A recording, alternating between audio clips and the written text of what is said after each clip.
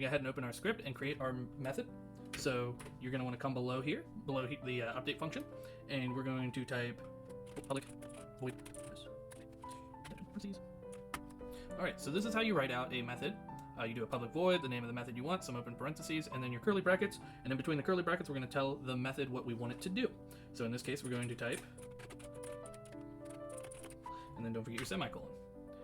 Then, in the update function, we're going to test our method by calling it with a button input. So we're going to type if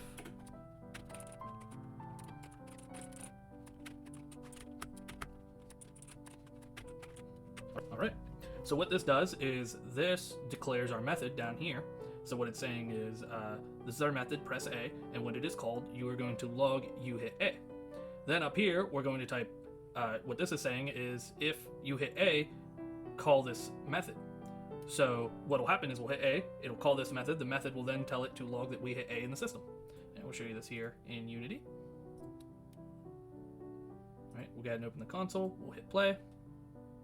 And when I hit A, as you can see, it is logged in the console. This was how to make a method and use it in 1 minute. Don't forget to like and subscribe.